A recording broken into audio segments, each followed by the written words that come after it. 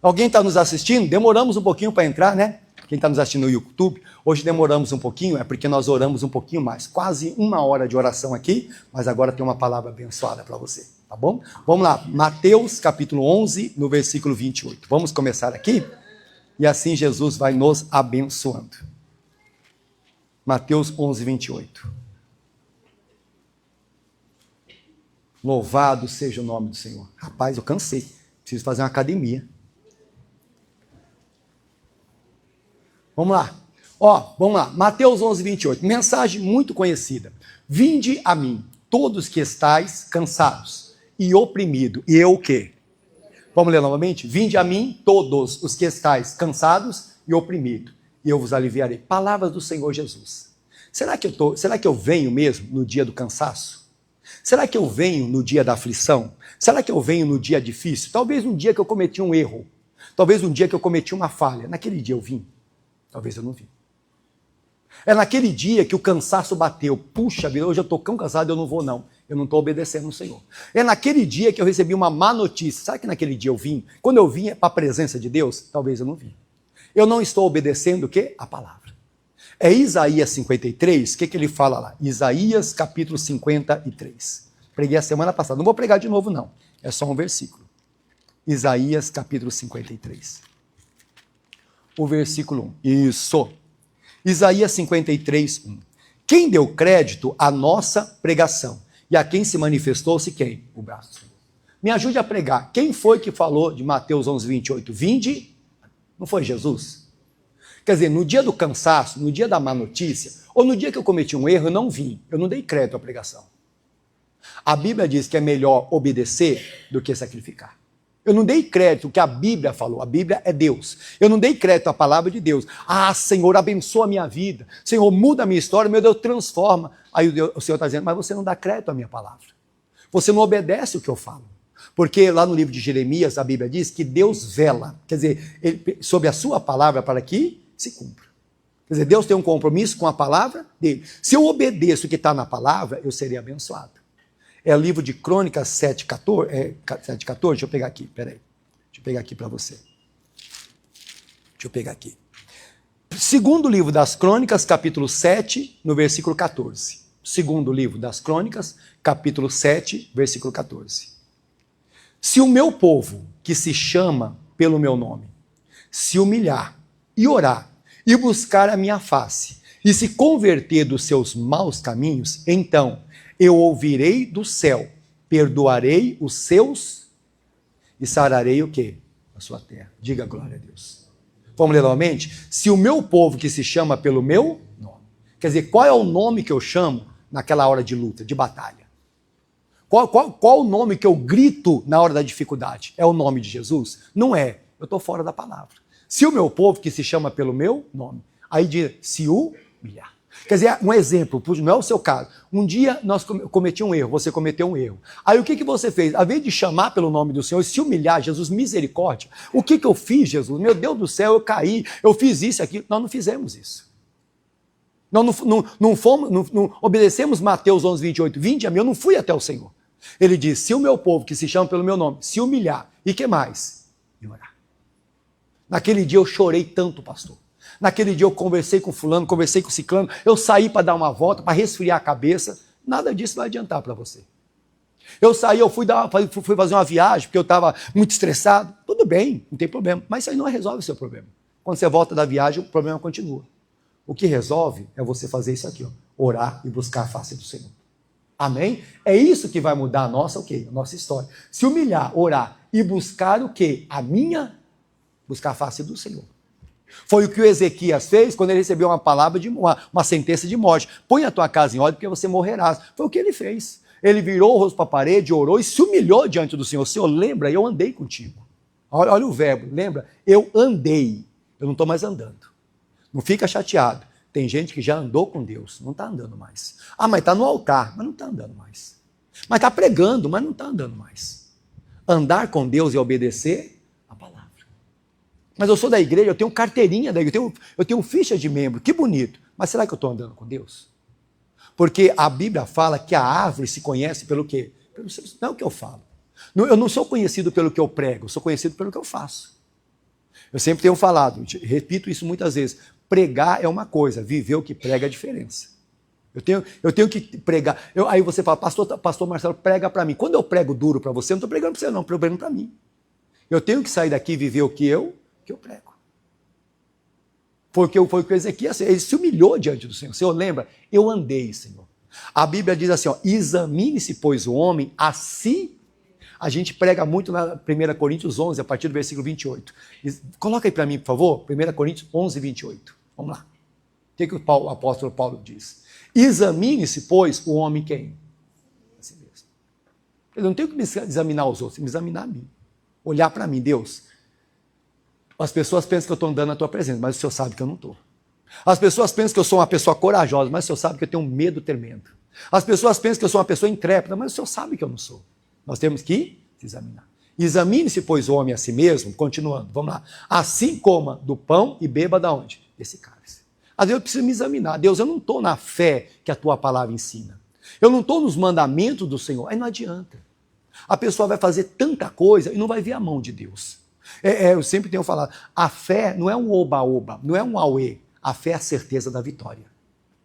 Tem gente andando no oba-oba, no auê, naquela coisa, quando acaba a empolgação, murchou. Não, a fé não é isso. A fé, ela faz você ficar de pé no dia bom e no dia mau. A fé, ela te fortalece no monte e no vale também. Tem gente que está no monte, aquele melhor momento da vida, mas tem gente que está no vale, entrou numa luta tremenda, mas a fé te deixa de pé. A fé sabe que Deus é Deus do monte e Deus do vale também. Então, às vezes, eu preciso me examinar. Examine-se, pois, o homem quem? A si mesmo. E assim como do pão e bebo do cálice. Nós examinamos na Santa Ceia, domingo que vem a Santa Ceia. Mas não é a Santa Ceia, todo dia. Deus, eu não estou na fé que o pastor pregou hoje. Eu não estou naquela palavra de Mateus 11, 28. Vinde a mim os que estão cansados, oprimidos que eu vos aliviarei. Eu não estou em 2 Crônicas 7, 14. Se o meu povo, que se chama pelo meu nome, se humilhar, orar, buscar a minha face. Eu não estou buscando. Quer dizer, eu não estou obedecendo a Bíblia. Vamos voltar para Mateus 11, 28. Nós precisamos obedecer. Mateus 11, 28. Volta lá comigo. Mateus 11, 28. Vinde a mim, todos que estão cansados e oprimidos, e eu vos aliviarei. 29. Tomai sobre vós o meu jugo e aprendei. Será que eu estou aprendendo? O que Jesus fez que eu não estou fazendo? Qual foi as atitudes que Jesus teve que eu não estou tendo? Lembra da mulher do fluxo de sangue? A Bíblia diz em Marcos capítulo 5, ela tinha 12 anos de hemorragia, uma doença terrível. Para aquela época era uma doença muito grave. Naquela época não tinha como você tomar bolsa de sangue como hoje. Não tinha como você fazer o tratamento como hoje. Naquela época não. Mas aquela mulher ela foi. Ela enfrentou a multidão, ela enfrentou a fraqueza do corpo, ela enfrentou, pensando eu, fraqueza na alma, ela enfrentou uma fraqueza no espírito, mas ela foi. E quando ela foi, lá em Marcos capítulo 5, aquela mulher ia falando, se eu somente tocar aonde? Nas vestes do Senhor eu serei curado. Quer dizer, a Bíblia diz, seja feito conforme a tua, o quê? Tua fé. Não, se eu chegar lá, mas você não vai conseguir falar com ele, é muita gente, você não vai conseguir, ele não vai te atender, quando Jesus anda, é uma multidão cercando ele, não, mas se eu somente tocar na roupa dele, na orla, na parte de baixo da roupa, eu serei curada. Ela foi. Quando ela tocou na roupa, ela foi totalmente curada. Um homem chamado Jairo também foi. Vinde a mim os que estão cansados e oprimidos. Jairo tem uma filha, 12 anos. A filha dele entrou em morte. A Bíblia diz que Jairo chegou e falou, Senhor, me ajuda, minha filha está morrendo. Eu preciso de ajuda. O senhor não pode ir lá na minha casa, colocar a mão sobre ela e ela viver? Aí que Jesus, eu vou. E aí Jesus começou a caminhar com Jairo. No meio do caminho, alguém parou. Jairo, esquece, sua filha morreu. Jesus falou para Jairo, não temas, crê somente. E Jairo continuou caminhando com Jesus. Aqui tem um segredo. Continue caminhando com o Senhor. No dia bom e no dia mau. Continue andando com Deus quando você está com saúde. Mas quando a doença chegar, continue andando com Deus. Porque o Deus que te garantiu saúde vai te honrar. Amém? Ele é Deus do quê? Do impossível. Mas nós paramos de andar com o Senhor. Nós não estamos obedecendo a palavra do Senhor. Vinde a mim, todos que estão cansados, oprimidos, e eu vos o quê? Aliviarei. Tomai sobre vós o meu jugo e aprendei de mim. O que eu estou aprendendo com Jesus? O apóstolo Paulo aprendeu. Às vezes nós fazemos algumas coisas que tem gente que critica. A Bíblia fala assim, ó, Jesus é o mesmo ontem, hoje e será o quê? A Bíblia diz, eu, o Senhor, não. A Bíblia fala isso. Um dia, uma mulher veio, tocou na roupa de Jesus e ela foi curada. Lá na frente, o apóstolo Paulo, ele está fazendo maravilhas. Pelas mãos de Paulo, Deus está fazendo maravilhas. E um dia, o apóstolo Paulo sentiu de dar um pedaço do lenço, um pedaço do avental que ele usava. Leva esse pedaço de lenço para aquele doente. Leva esse pedaço de lenço para aquela pessoa que tem endemoniado, com demônio. A Bíblia diz que quando a pessoa pegava o pedaço de lenço de Paulo, os demônios saíam e os enfermos eram o quê? Curados. Paulo aprendeu com quem? Amém?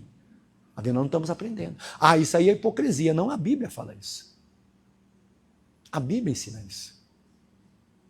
Esses dias uma irmã veio me questionar, pastor, o senhor ainda prega o Velho Testamento? Eu falei, sim, prego o Novo e o Velho. Eu falo do Novo e falo do Velho Testamento também. Velho é o jeito de falar, tá? Porque a Bíblia é atualizada. Não, mas eu tenho que pregar o Novo Testamento. Aí eu falei, tá bom. Vamos para a Bíblia, então? Vamos para a Bíblia, pastor. Eu falei, tá bom. Marcos capítulo 4, versículo 4. Mateus. Coloca aí para mim, Mateus 4, 4. Eu fui falar com ela. Mateus 4, 4. Ele, porém, respondendo, disse, volta lá um pouquinho, está o quê? Peraí, está o quê? A pessoa pode ter o seu entendimento. A pessoa pode ter a sua interpretação. Eu vou no que está escrito. Eu não vou no meu entendimento, na minha interpretação. A minha interpretação não, eu vou no que está escrito. Ele, porém, respondendo, disse, está escrito. Vamos lá. Nem só de pão viverá o homem, mas o quê? De toda a palavra que sai da onde? Da onde saiu Gênesis, Levíticos, Êxodo, Números? Saiu da boca de quem? Do diabo? Da boca de quem? Aí eu mostrei isso para a irmã. Não. Irmã, por favor, só me explica. Nem só de pão, mas de toda a palavra que sai da onde? Perguntei para ela, da onde sai o livro de Jó? Da boca de quem? Do Satanás? Não. Tá, vamos lá. O livro de Números saiu da boca de Satanás? Não. Pode usar a boca de quem? De Deus. Ela pegou, ela fez que nem o Fábio Júnior, coçou a cabeça aqui. Eu falei, não, irmã, não. Me responda. Se a senhora me convencer que eu tenho que pregar só o Novo Testamento, eu prego. Ela parou. E aí? Pastor, o senhor ganhou. Eu falei, eu não ganhei não. Quem ganhou foi Jesus. Nós estamos seguindo a Bíblia. Às vezes nós paramos de seguir a Bíblia. Às vezes paramos de dar a crédito, Isaías 53. Quem deu crédito, o quê? A minha Bíblia. Nós paramos de dar crédito. Nós paramos de obedecer a palavra do Senhor. Aí o que acontece? É aquela mensagem que eu preguei quarta-feira, não sei se alguém estava na igreja, sobre Gideão. Quer dizer, é aquela palavra. O Gideão, ele passou uma luta. Juízes capítulo 6. Vamos voltar lá, só um pedacinho. Juízes capítulo 6. Quem está entendendo, diga a glória a Deus. E essa palavra, pessoal, muito simples, mas tem muitas revelações. Juízes capítulo 6. Versículo 1. Vamos lá. Juízes capítulo 6, verso 1. Porém, os filhos de Israel fizeram o que parecia mal aos olhos do Senhor. E o Senhor nos deu na mão dos midianitas por 7 anos. E prevalecendo a mão dos midianitas sobre Israel, fizeram os filhos de Israel para si, por causa das midianitas, as covas que estão nos montes e as cavernas, e quem mais? E as fortificações. O que eu pregava quarta-feira? Crente não pode viver dentro de caverna. Crente tem que viver na presença de Deus. Amém? Quer dizer, o que está escrito no livro de Juízes? É algo para a gente ler, para a gente entender e obedecer a palavra de Deus. Não deu certo aquele povo lá de Juízes 6, viver aqui dentro de caverna. Tem gente que quer se prender na caverna. Não quero sair mais. Não quero aparecer. Você está indo para o lado errado. O homem chamado Elias, que orou, o fogo do céu desceu, o homem chamado Elias, que invocou o poder de Deus, um dia também, ele chegou, por causa da ameaça de Jezabel, ele foi entrar numa caverna. Aí Deus entrou lá, Elias, está fazendo aí, amigo? Ele pediu até a morte. Senhor, o Elias falou, Senhor, me mata, eu não sou melhor do que meus pais. Que matar você, rapaz? Tem o Eliseu para você ungir ainda, diga glória a Deus. Tem muita gente para você fazer a obra, tem fogo do céu para descer ainda, você está pedindo para te matar? Mas voltando para a mensagem, tem muita gente entrando dentro da caverna. A mulher do fluxo de sangue, ela podia ter entrado. 12 anos com hemorragia, não tinha cura para doença, o que eu vou fazer? Vou ficar aqui no meu quarto, vou ficar trancado dentro de casa, só esperando a morte chegar. Tinha morrido. O Jairo podia ter entrado numa caverna também, não, minha filha está com uma doença incurável, não tem, eu vou esperar, vou ficar aqui trancado, que a filha dele está dentro do quarto, vou me trancar com a minha filha dentro do quarto, vou ficar aqui esperando ela morrer. Não foi isso que ele fez. Ele foi aos pés de quem? Foi o que você fez hoje. Tem gente aqui com um problema seríssimo, mas está aqui. Por que você está aqui? Porque você tem fé. E a fé muda a tua história. Tem muita gente se prendendo atrás de caverna. Mas vamos voltar, versículo 3 agora, vamos lá. Porque sucedia que, semeando Israel, subiam os midianitas e os amalequitas também. Os do Oriente contra eles subiam, e punham-se contra eles em campo, e destruíam a novidade da terra, até chegarem a Gaza, e não deixavam mantimento em Israel, nem ovelhas, nem bois, nem o quê? Nem jumento. O que o inimigo está fazendo? O inimigo está destruindo o passado e está destruindo o presente deles. Por que passado? Porque esse povo não era pobre não, pessoal. Esse povo aqui, eles estão na terra prometida. Eles estão numa terra que Deus disse que mandava leite e mel. Esse povo aqui tinha condições financeiras. Deus tinha abençoado esse povo grandiosamente. Só que pela presença dos inimigos, olha o versículo 6, ó. Assim Israel empobreceu muito. Quer dizer, começou a empobrecer. Quer dizer, o inimigo já mexeu no passado. Por quê? Porque no passado eles tiveram condições. Deus abençoou. Deus abençoou a vida deles, começaram a prosperar. Eles entraram nessa terra de Juízes 6, próspero, mas por causa dos inimigos, por causa da caverna, começaram a empobrecer. Então o que eu aprendo? O inimigo já tocou no passado.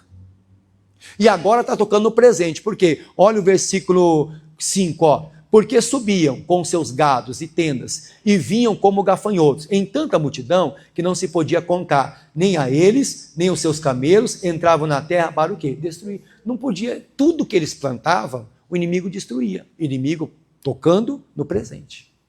Tocou no passado, está tocando no presente, e se a gente não abrir os olhos, vai tocar no futuro. O diabo veio roubar. Primeiro ele vou lá no passado, mexeu no passado. Não, Deus prometeu abençoar. Eu estava vindo tão bem, pastor, minha vida estava indo tão bem, mas agora minha vida começou a cair. Minha vida estava indo tão abençoada, Deus estava abençoando tanto, mas agora as portas começaram a fechar. Olha o inimigo tocando.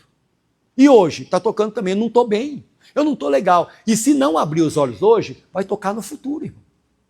Tocou no passado o povo, tirou tudo que Deus deu para eles, agora eles estão empobrecendo presente, amém? E se eles não abrir os olhos, vai tocar no futuro.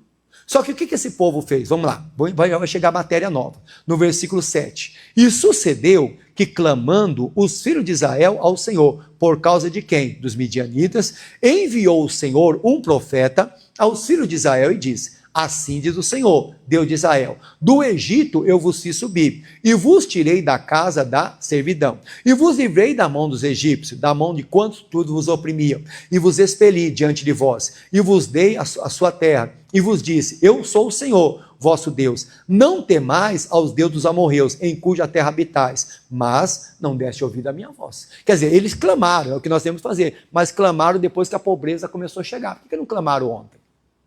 Por que já não entrou em... Por que não fez como Daniel? Daniel, ele foi lançado na cova dos leões. Daniel, ele passou um apuro muito grande, ele passou pelo vale da sombra da morte. Só que antes de Daniel ser lançado na cova dos leões, eu explicava na quarta-feira, Daniel já orava 3 vezes por dia. A cova dos leões chega para todo mundo, sabia disso? Chega. Para o crente também, pastor? Crente. Cova dos leões, a fornalha de fogo ardente não chega só para Sadraque, Mesaque e Abednego, não. Chega para todos. Mas por que alguns, na hora da cova, perdem a vida?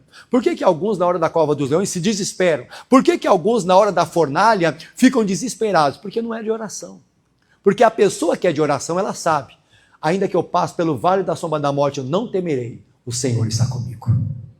Pessoa de oração, ela tem essa firmeza. Deus, o Senhor não me prometeu só felicidade. O Senhor não me prometeu só sorriso. O Senhor me prometeu livramento também. Porque a gente não vive só de sorriso não, meu irmão. A gente vive de fé. Amém? Sorrir é bom, não é bom? Mas quantas vezes a gente chora também?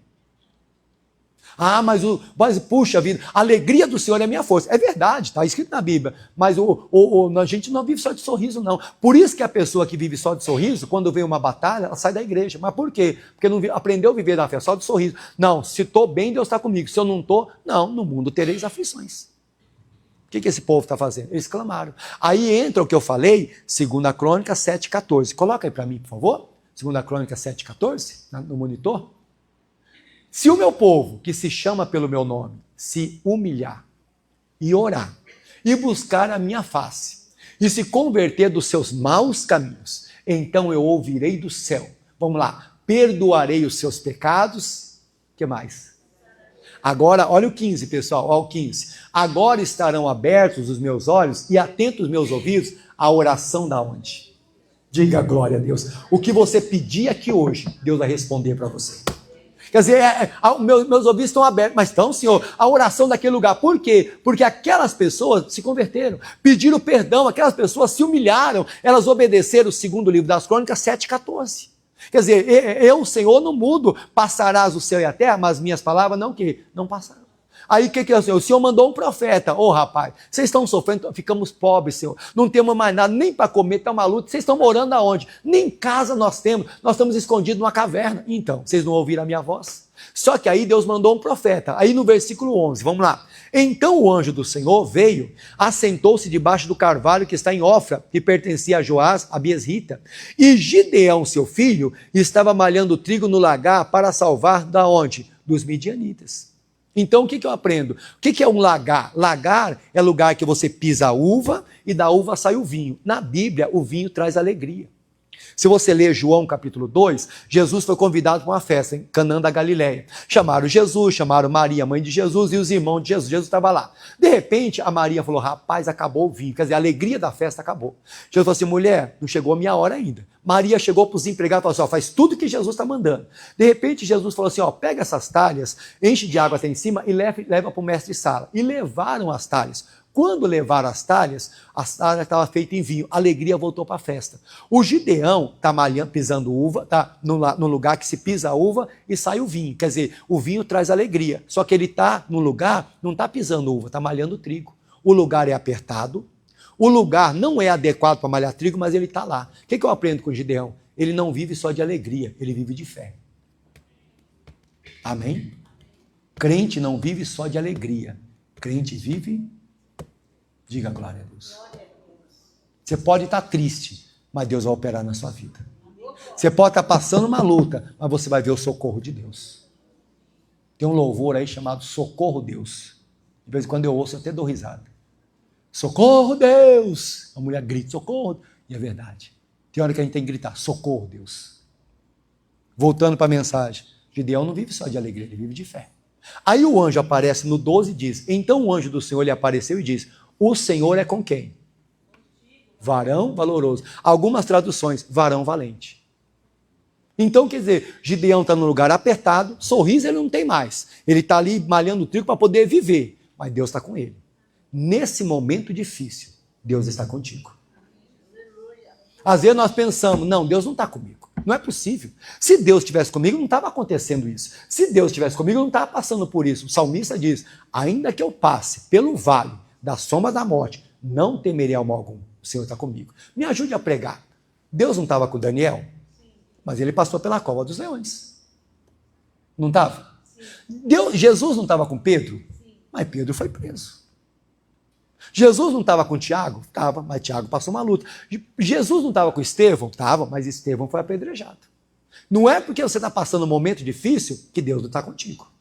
E aí ele diz mais, no 13, ó, mas Gideão respondeu, Senhor meu, se o Senhor é conosco, por que nos sobreveio? De que é feita as tuas maravilhas, que nossos pais nos contaram, dizendo, não nos fez o Senhor subir do Egito? Porém agora o Senhor nos desamparou e nos deu na mão dos midianitas. 14, então o Senhor olhou para ele e diz, vai nesta tua força, livrarás a Israel das mãos dos midianitas, porventura não te enviei eu. Quer dizer, naquela hora, mas o Senhor não pode ser comigo, não, o que está me acontecendo? Aí Deus fala assim, ô Gideão, vai nessa tua força. Sabe o que Deus está falando? Você tem uma força que você não sabe.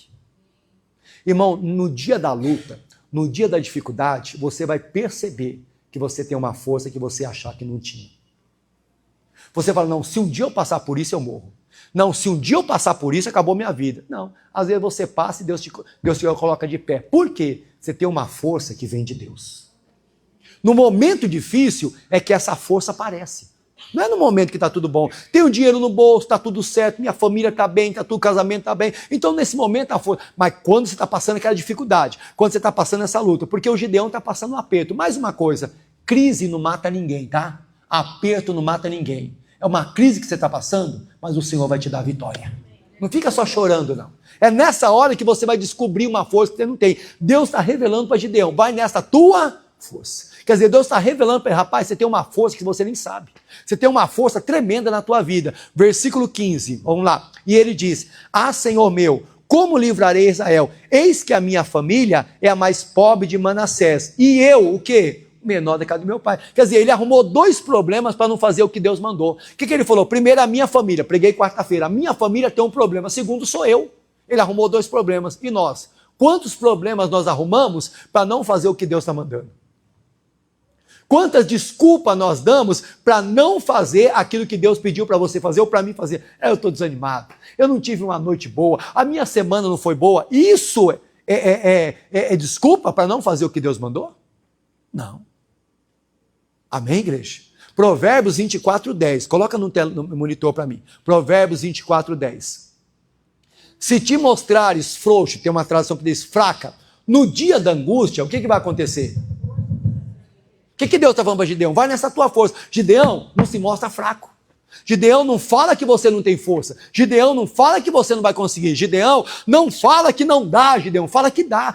A Bíblia não está dizendo que eu sou forte. A Bíblia diz, se te mostrares. Às vezes nós estamos fracos. Às vezes eu não estou legal. Mas aí naquele momento eu me mostro forte. Por quê?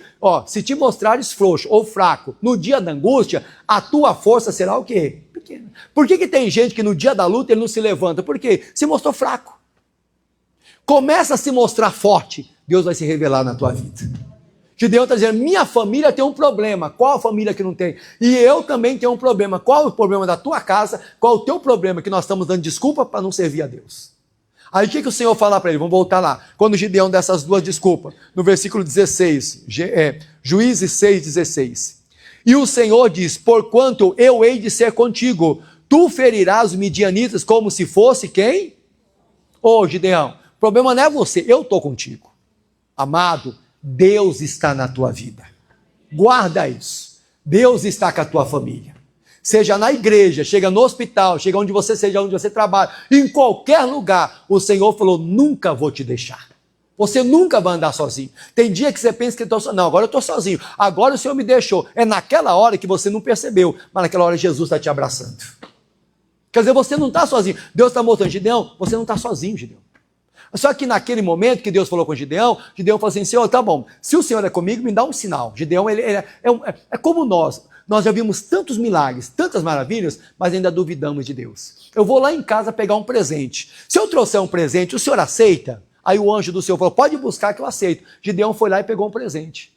Mas espera aí, Gideão está vivendo um tempo bom? Não. Gideão está vivendo um tempo de fartura? Não. Gideão está vivendo um tempo de miséria. Gideão está vivendo um tempo de aperto, mas ele tem algo para oferecer para Deus. Eu não ofereço para Deus coisa boa só quando eu tenho. Eu ofereço até o que eu não tenho. Amém? Eu não posso pregar só o dia que eu estou bem.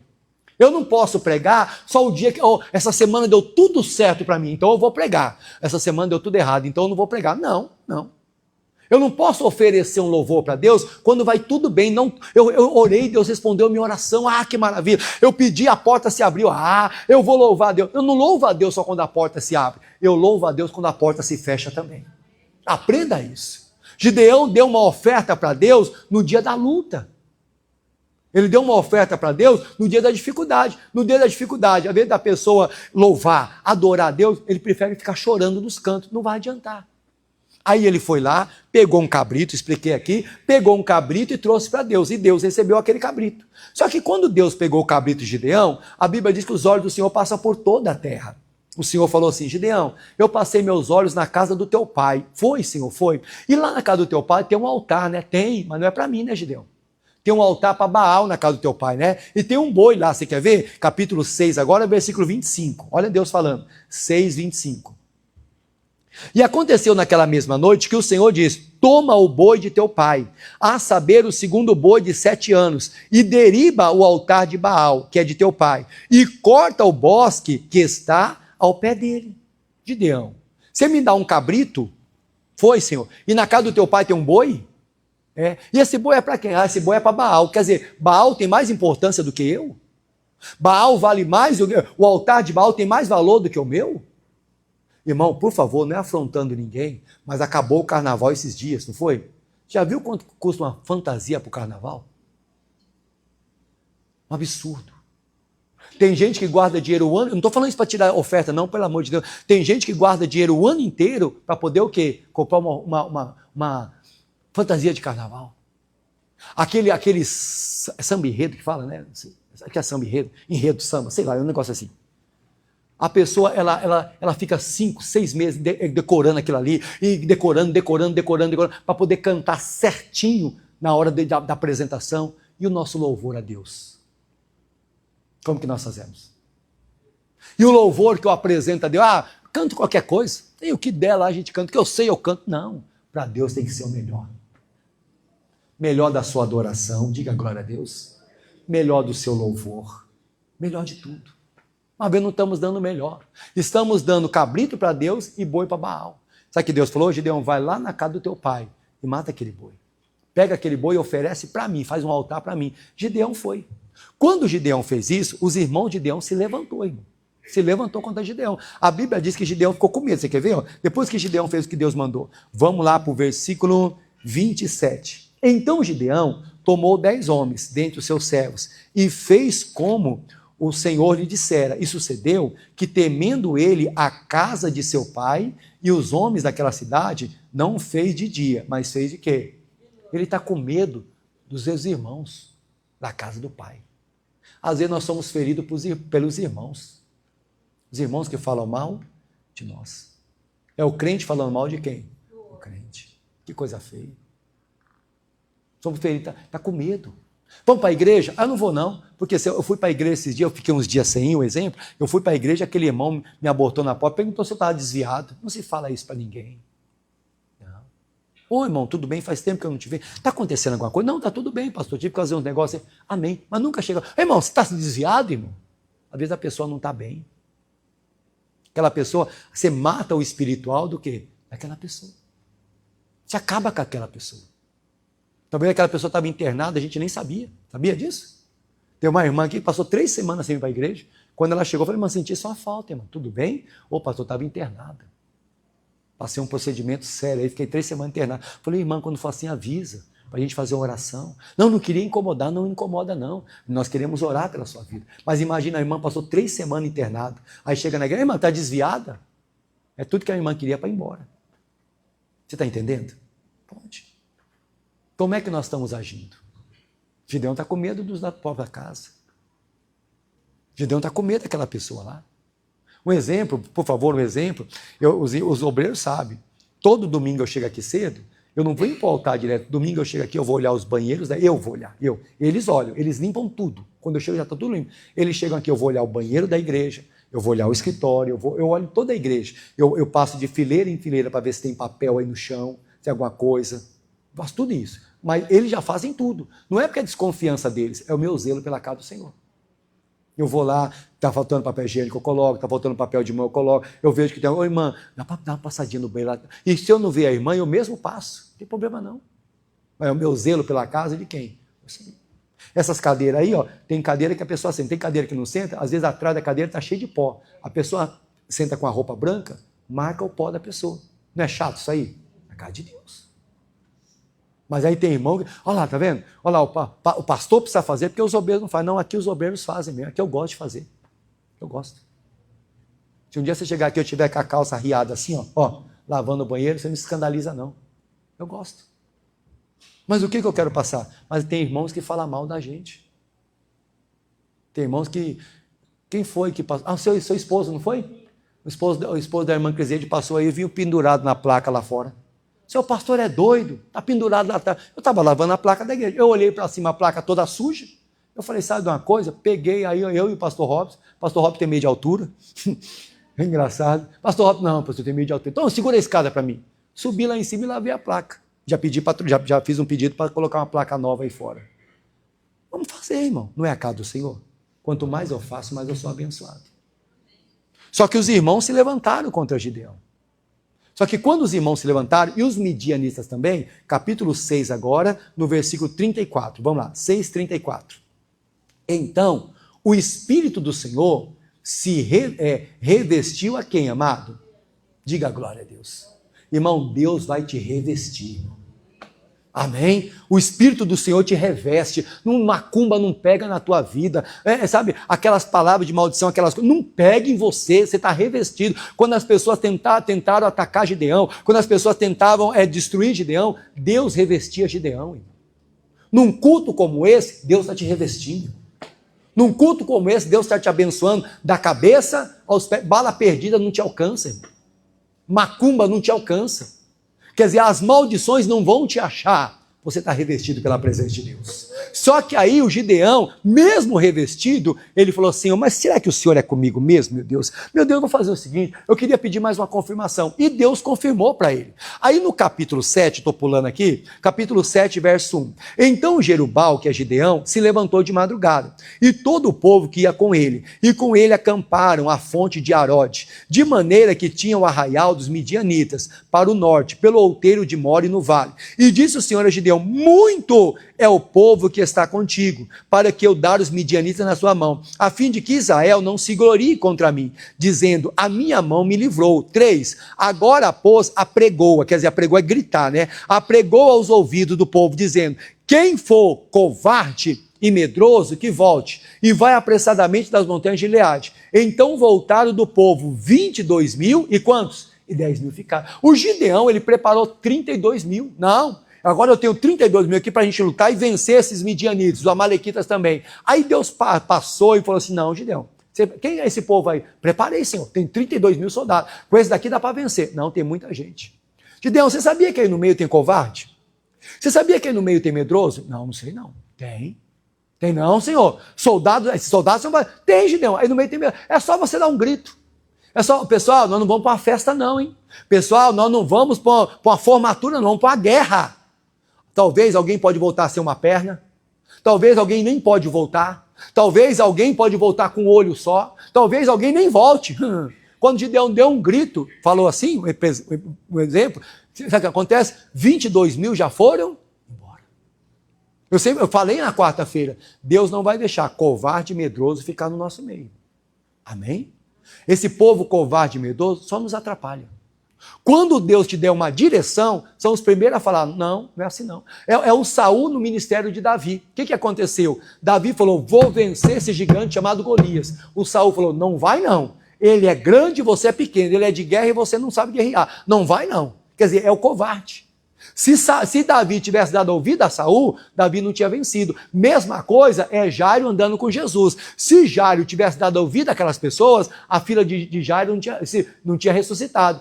Jairo, a filha morreu. Jesus disse, não temas crer somente. Cuidado para você não dar ouvido a pessoas incrédulas. Às vezes até na igreja, às vezes até no altar da igreja. Amém, igreja? Coisa séria. Essas pessoas acabam te atrapalhando.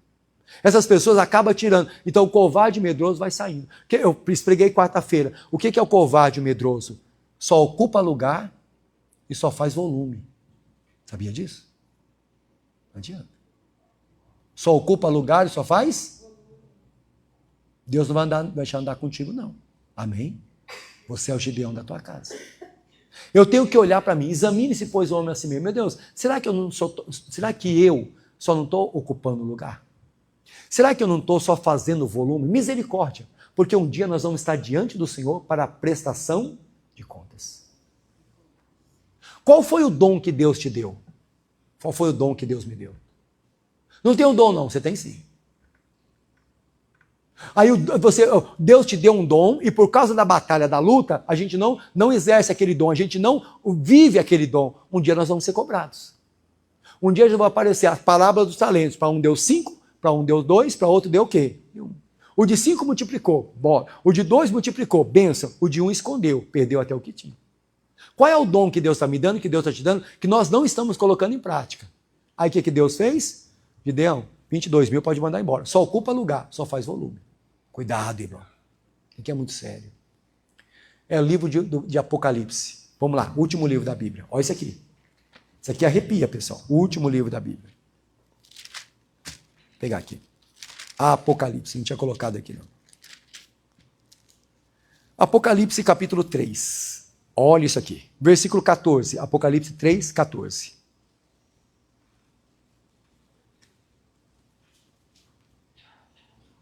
Apocalipse 3, 14. Está escrito assim, ó. E ao anjo da igreja que está em Laodiceia, escreve: isto diz Amém, a testemunha fiel e verdadeira, o princípio da criação de Deus. Eu sei o quê? Diga glória a Deus. Deus sabe tudo que eu faço e tudo que você faz, tudo. Aqui na igreja, em casa, em qualquer outro lugar, Deus sabe tudo. Meus olhos passam por onde? Na terra. Eu sei as tuas obras. Vamos continuar aqui. Eu sei as tuas, que nem és frio nem quente. Tomara que foras frio ou quente. Mas assim porque és morno, não és frio nem quente, me ajuda, vomitar-te-ei.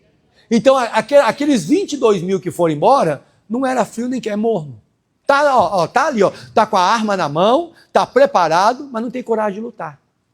Se você olhar para aquela pessoa e dizer, não, é um soldado, tá com a arma na mão, tá com a farda, mas na hora da guerra vai tremer. Aí Deus mandou ele embora.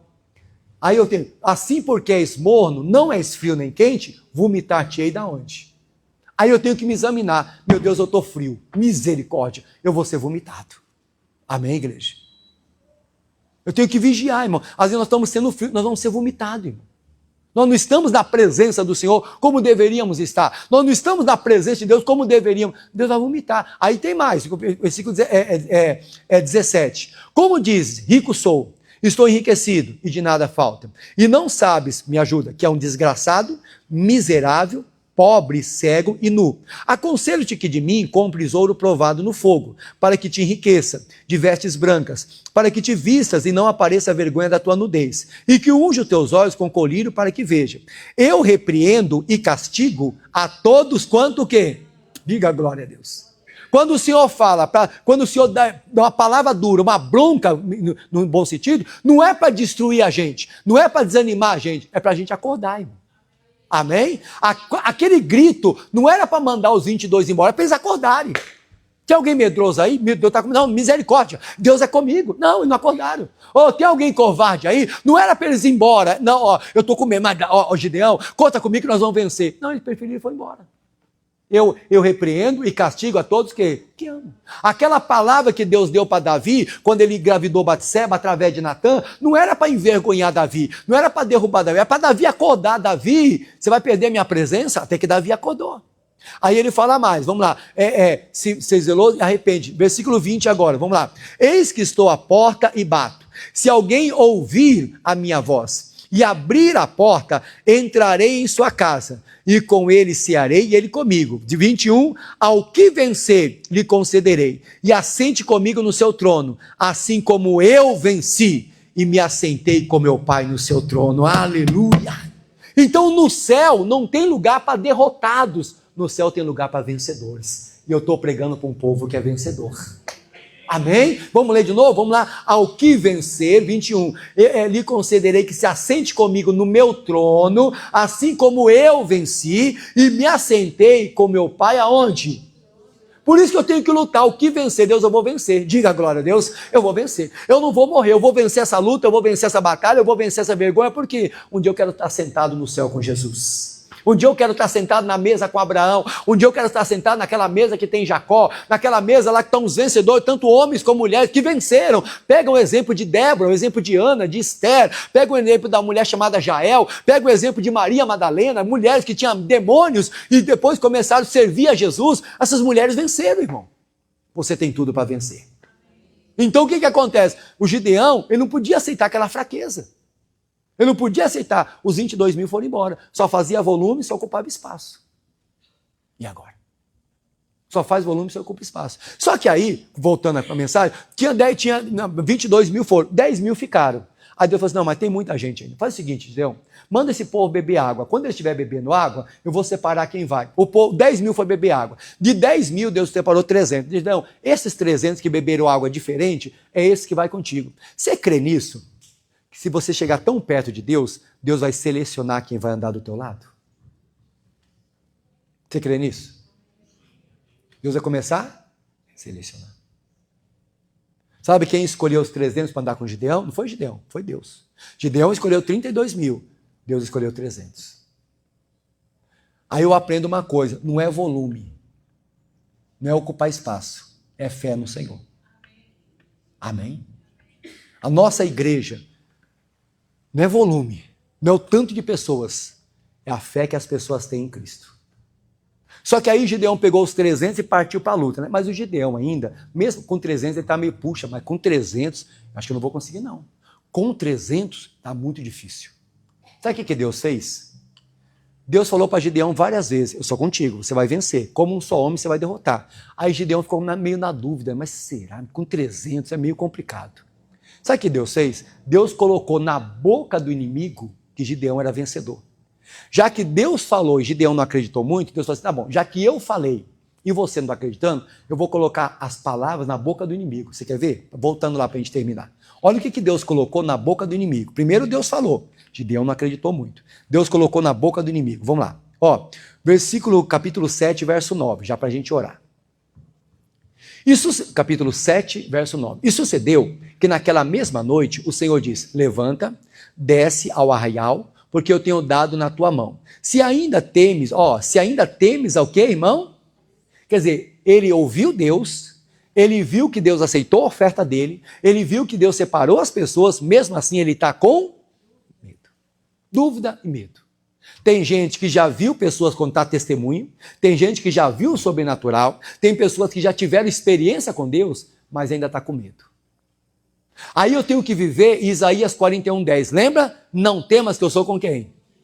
Não te assombres que eu sou o quê? Aí eu te pergunto, o que é que está te colocando medo? É uma doença? O que é que está te colocando medo? É o dia de amanhã? O que é que está colocando uma ameaça? Não. Irmão, Deus vai colocar até na boca do teu inimigo que você já venceu essa batalha.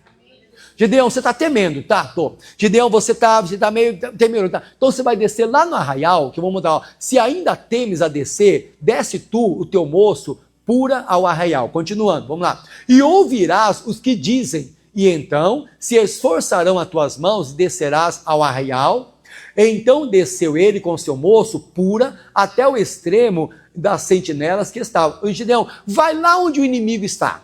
Vai lá onde os soldados inimigos, os soldados que vão guerrear contra ti estão. Você vai ver que eles vão falando alguma coisa. E o Gideão foi. Versículo 12, pessoal. Os midianitas e os amalequitas são os inimigos. E todos os filhos do Oriente jaziam no vale como gafanhotos, em multidão. E eram inumeráveis os seus camelos, como a areia que há na praia do mar, em multidão. Chegando por Gideão, eis que estava contando um homem ao seu companheiro um sonho e dizia, eis que um sonho que sonhei, eis que um pão de cevada torrado rodava pelo arraial dos midianitas, e chegava até as tendas, e feriu, e caíram e transtornou de cima para baixo, e ficaram abatidas. E respondeu o seu companheiro e disse, não é isto outra coisa, senão a espada de Gideão, filho de Joás, varão israelita, Deus tem dado na sua mão aos midianitas e a todo este arraial. Diga glória a Deus.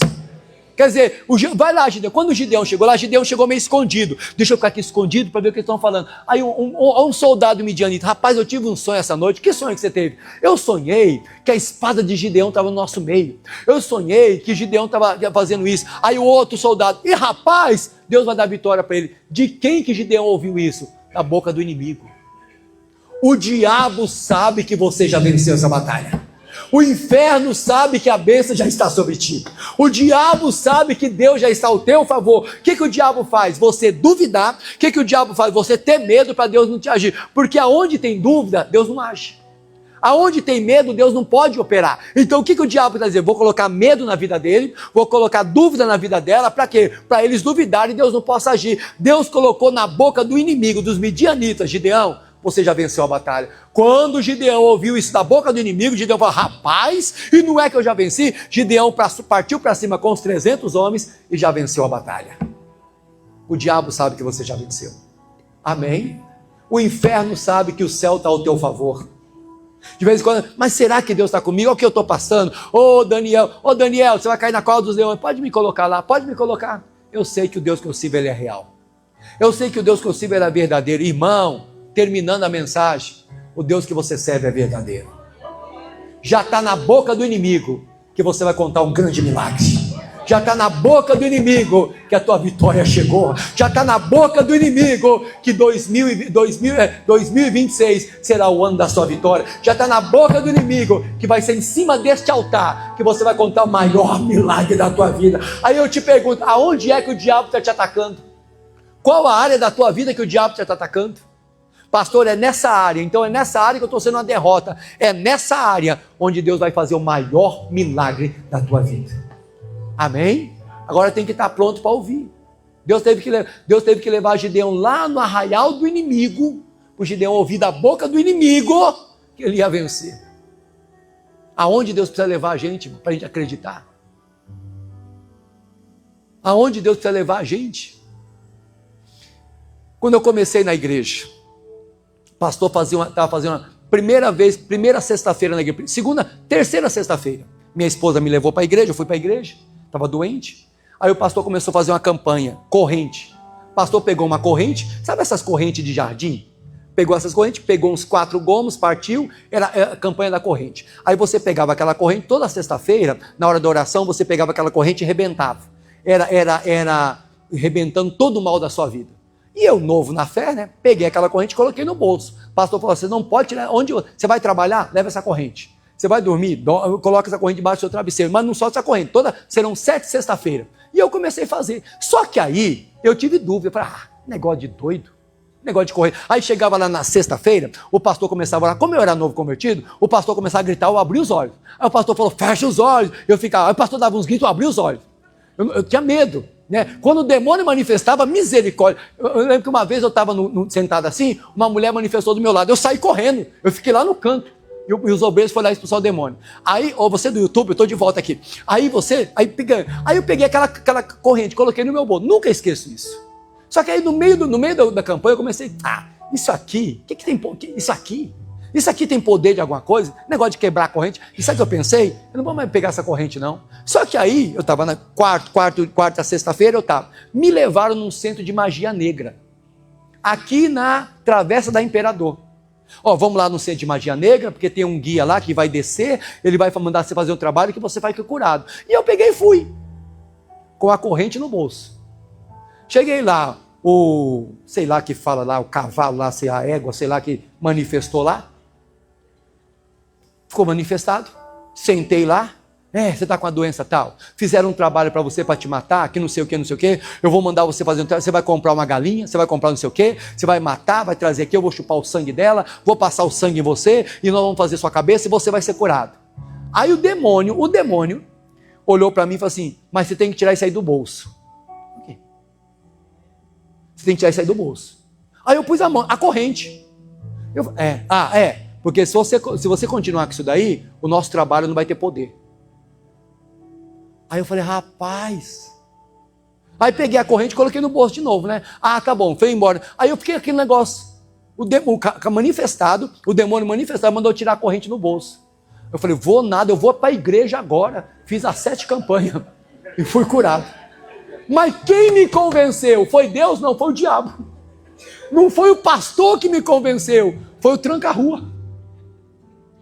Quando o diabo te aperta, ele só está te convencendo que Deus é contigo. Amém? Quando Penina irritava a Ana, Penina só estava contribuindo para a Ana orar. Quando Penina fazia a Ana chorar, Penina só estava contribuindo. Essa Ana, um dia ela vai orar, um dia ela vai dobrar joelho, um dia ela vai chorar na frente de Deus. O dia que Ana fez isso, dobrou o joelho, chorou na frente de Deus, fez um voto, a Ana já saiu dali com a vitória na mão. Então o que aconteceu com Gideão aconteceu comigo. O inimigo, o demônio me convenceu que Deus era maior. O demônio. Hoje eu tenho vergonha de falar, Jesus, misericórdia. Eu acredito mais na palavra do demônio, que o pastor pregar, esse pastor é doido. Esse pastor não sei. O demônio falou, eu estou falando de Deus. O demônio falou, com isso aí eu não posso. Com essa corrente no bolso, esse trabalho não vai funcionar. Com essa corrente no bolso. Aí o que eu pensei? Mas peraí, essa corrente veio da igreja, de Jesus. Ele está dizendo que com essa corrente no bolso, o demônio não vai poder me ajudar. Então Jesus é maior do que o demônio. Eu fui curado. Isso já tem 21 anos. Será que vai aparecer? Será que vai precisar aparecer alguém de garfo na tua frente para te convencer que Deus é contigo? Será que vai precisar? Um feiticeiro parar na rua e falar, Deus está te dando vitória? Será que vai precisar? Amado, creia em Deus, que o seu milagre vai chegar. Amém? Deus colocou na boca do inimigo, Gideão, vai que você vai vencer. Quando Gideão ouviu isso da boca do inimigo, ele acreditou. Mas Deus já tinha falado com ele 3 vezes.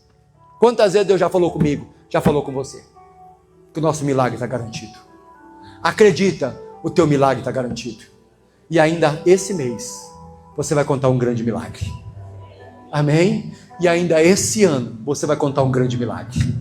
Tudo para a honra e para a glória do nosso Senhor e Salvador Jesus Cristo. Você crê nisso? Então aplauda bem forte o nome de Jesus.